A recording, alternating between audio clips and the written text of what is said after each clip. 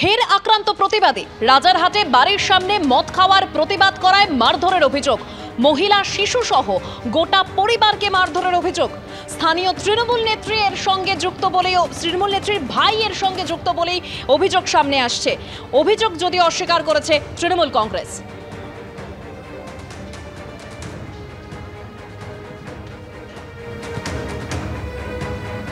বাড়ির সামনে মদের আসর বসায় প্রতিবাদী যুবককে তো মারধর করাই হয়েছে, তার মাথা ফাটিয়ে দেওয়া হয়েছে, হাতও ভেঙে দেওয়া হয়েছে।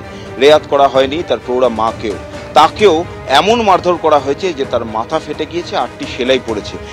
গন্ডগোল তো আপনার ছেলের সঙ্গে হলো প্রথমে, আপনাকে কেন মারধর? আমি ওই প্রতিবাদ করতে গেলাম যে তোরা কেন এরকম করছিস, গালাগাল দিচ্ছিস কেন, আমার ছেলেকে কেন মারছিস, এই জন্য আমাকে ফেলে দিয়ে আমার গায়ের উপরে দাবিয়েছে। দাবিয়ে নিয়ে আমার মাথা ফাটিয়ে দিয়ে ইট দিয়ে থেতলিয়ে দিয়েছে মাথাটাকে। পুরো ক্লট হয়ে গেছিল, ব্লাড ক্লট হয়ে যাওয়ার পরেতে হসপিটালে গেছি, গিয়ে 8টা সেলাই পড়েছে, ব্লাড বের করা হয়েছে। আমার অবস্থা খুব, সিটি স্ক্যান অন্তত করতে বলেছে আমাকে।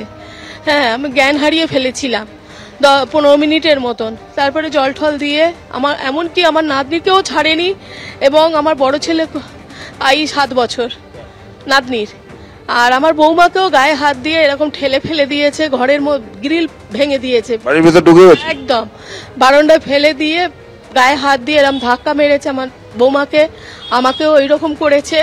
মানে যাচ্ছে তাই অবস্থা করেছে। আমার হাজবেন্ড সবাই ঘুম থেকে মানে উঠে চেঁচামেচি হচ্ছে, বলে কি হয়েছে দেখতে গেছে গেটের কাছে, এরকম ওই কি সন্দীপ মুখার্জি না কে, ও ওইরকম ফেলে দিল, খানার মধ্যে ফেলে দিয়ে মাথা ফেটে গেছে, এমন ঘুষি মেরেছে তার এখানে পুরো ফুলে গেছে। আপনার ছেলেরও তো মাথায় হাতে ব্যান্ডেজ?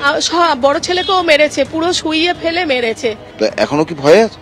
হ্যাঁ, আমি তো ভয়েতেই রয়েছি, কেননা আমাদের তো হীরক মুখার্জি তো হুমকি দিয়ে গেছে, হীরক মুখার্জি, রূপক মুখার্জি সবাই তো হুমকি দিয়ে গেছেন যে এখান থেকে বেরোলেই খুন করে দেবে। এবারে আমার ছেলেরা তো রাত ভিতেতে মেডিকেল লাইনে রয়েছে, তারা তো আসে অনেক রাত্রিরে, এবং আমার ছোট ছেলে তো অনেক রাত্রিরে আমাদের পেশেন্টের ফোন আসলে ওকে চলে যেতে হয়, তখন ওকে আমি কি নিয়ে রিক্সে পাঠাবো? আমি তো একটা নিরাপত্তার জন্য তো আমার লোকেশন দরকার। কি চাইছেন এখন? এখন পুলিশ প্রশাসনের আমার দরকার। হ্যাঁ, কি করব, আমরা তো পাচ্ছি না ভয়েতে। আমার এমনকি নাতনিকেও হুমকি দিয়েছে, ও বেরোলেও ওকে মারবে। তাহলে আমি কি করে বাঁচবো এখানে?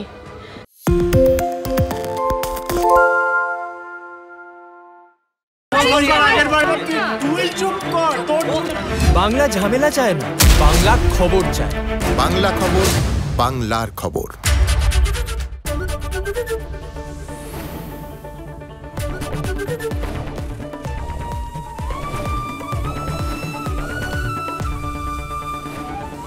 এবিপি আনন্দ, এগিয়ে থাকে, এগিয়ে রাখে।